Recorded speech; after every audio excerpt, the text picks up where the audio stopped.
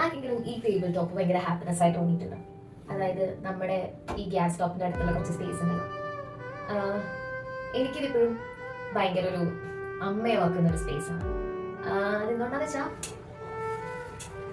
നമ്മള് സ്കൂളിലൊക്കെ പോകുന്ന സമയത്ത് വീട്ടിൽ വന്നാല് ആദ്യത്തെ ഒരു 4 മണിക്ക് സ്കൂൾ കഴിഞ്ഞ ഒരു 4:30 നമ്മൾ വീട്ടിലെത്തും. നമ്മൾ തിന്നാൻ തരുന്നുണ്ടാവും, കാപ്പി കൊണ്ട് തരുന്നുണ്ടാവും, അന്നുണ്ടാക്കിയ പലഹാരങ്ങളൊക്കെ.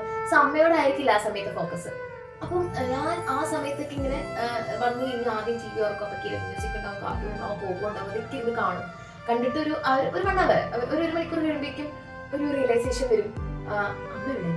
കാരണം അത്ര നേരം അമ്മ എന്തൊക്കെ ചോദിക്കുന്നുണ്ട്, എന്താണ്ടായി സ്കൂളിൽ, എന്താ പഠിപ്പിച്ചേ, ആരെന്തൊക്കെയാ വർത്താനം പറഞ്ഞ വിശേഷം എന്താണ്ടായി. അപ്പൊ അതിനൊക്കെ ഇങ്ങനെ കുഴപ്പമില്ല ചുരുക്കത്തില് ഒരു വാക്കെന്ന് പറഞ്ഞിട്ട് ആ കോൺവെർസേഷനൊക്കെ അവസാനിപ്പിക്കും. കാരണം നമ്മള് TV-യിൽ ഇൻട്രസ്റ്റഡ് ആണല്ലോ, അപ്പൊ നമ്മള് TV-യിലാണല്ലോ സ്പെൻഡ് ചെയ്തോണ്ടിരിക്കുന്നത്. അപ്പൊ അത് കഴിഞ്ഞിട്ട് ഒരു 5:30 ആകുമ്പോഴായിരിക്കും നമുക്ക് ഓർമ്മ വരുന്നുണ്ടാവുക, അയ്യോ എനിക്ക് അപ്പോഴും സന്ധ്യയായി, 5:30 6 മണിയാകുമ്പോഴേക്കും വിളക്ക് വെക്കണം. അപ്പൊ അമ്മ കുളിച്ച് മിറ്റൊക്കെ അടിച്ച് അമ്മ മീലൊക്കെ കഴിക്കും, അമ്മ വിളക്ക് വെക്കാനുള്ള തിരക്കിലായിട്ട് അച്ഛന് ഭക്ഷണമൊക്കെ എടുത്ത് കൊടുക്കുന്നുണ്ടാവും, വൈകുന്നേരത്തെ ചായയും കാര്യങ്ങളൊക്കെ. അപ്പൊ അമ്മയും ബിസി ആയിപ്പോവും. അപ്പൊ ദേഷ്യം വരും കേട്ടോ, അവരുടെ എനിക്ക് വർത്തനം പറയാൻ എന്താ അമ്മയെ കിട്ടാതെ, അമ്മ എന്താ എനിക്ക് വേണ്ടി സ്പെൻഡ് ചെയ്യാതെ. അത്ര നേരം ആ 1 മണിക്കൂർ അമ്മ ചിലപ്പോൾ നമ്മുടെ വായന എന്തെങ്കിലും മുഴയാൻ വേണ്ടി കാത്തു നിൽക്കുന്നതായിരിക്കും. എനിക്കറിയില്ല, ഞാനിപ്പോഴും അമ്മോട് ഡിസ്കസ് ചെയ്തിട്ടില്ല, ഇതായിരിക്കും ചിലപ്പോൾ അമ്മ കാണുന്നതാവും. അപ്പൊ അത് കഴിഞ്ഞിട്ട് സ്വന്തമായിട്ട് മൂടൊക്കെ വന്ന് അവനോട് ഇതൊക്കെ TV-യോടുള്ള പ്രണയമൊക്കെ കഴിഞ്ഞിട്ടായിരിക്കും അമ്മയെ ഓർക്കുന്നത്. അപ്പൊ ഓർത്തിരുമ്പോഴേക്കും അമ്മ അമ്മയുടെ പണിയായിട്ട് ബിസി ആവും. പിന്നെ അമ്മയുടെ വഴുത്താലെ നടക്കലായിരിക്കും വർത്തമാനം പറയാനായിട്ട്. അത് കഴിഞ്ഞ് ലാസ്റ്റ് അമ്മ അടുക്കളയ്ക്ക് വരും, അതായത് അന്നത്തെ നൈറ്റ് കുക്കിങ്ങിന് വേണ്ടി അമ്മ അടുക്കളയ്ക്ക് വരും. അപ്പൊ ഇരിക്കുന്ന ഒരു ഇരിപ്പിട വന്നു പേരിന്റെ ഒരു നോട്ട്ബുക്കും കയ്യിൽ പിടിച്ചിട്ട് ഇവിടെ ഇരുന്നിട്ട് വിശേഷമായിരിക്കും. അമ്മ ഇതൊക്കെ കേൾക്കും, അമ്മ തലയാട്ടും, ചിരിക്കും. ഞാൻ ഏറ്റവും കൂടുതൽ സംസാരിക്കുന്നത് അമ്മയോടായിരുന്നു.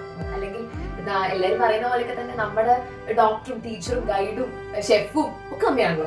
അപ്പോ എനിക്ക് ഏറ്റവും കൂടുതൽ കമ്മ്യൂണിക്കേഷൻ ഉള്ളതും അമ്മയുടെ കൂടെയാണ്. അച്ഛൻ എന്നൊരു ബിസി പേഴ്സൺ ആണ് നമ്മൾ കാണുന്നത്, എനിക്ക് തിരക്കുള്ള ഒരാളാണ്. ജോലി ചെയ്തു, രാവിലെ ജോലി ചെയ്യുന്നു, ഉച്ചയ്ക്ക് ജോലി ചെയ്യുന്നു, വൈകുന്നേരം ജോലി ചെയ്യുന്നു. ആകെ അച്ഛനെ സ്നേഹിക്കുന്ന ഒരു പോയിന്റ് എന്താന്ന് വെച്ച് കഴിഞ്ഞാൽ വൈകുന്നേരം ഈ ചായയൊക്കെ കുടിച്ചിട്ട് അച്ഛനൊന്ന് പുറത്തിറങ്ങും.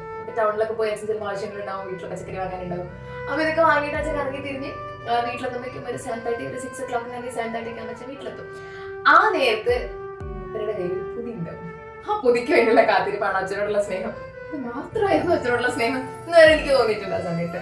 ഇങ്ങനെയുള്ള ഒരു അമ്മയെ പിന്നെ എവിടെയോ വെച്ച് നഷ്ടപ്പെടാറുണ്ട്. ചിലർക്കൊക്കെ കണക്ട് ആവും ഈ പറയുന്നത്.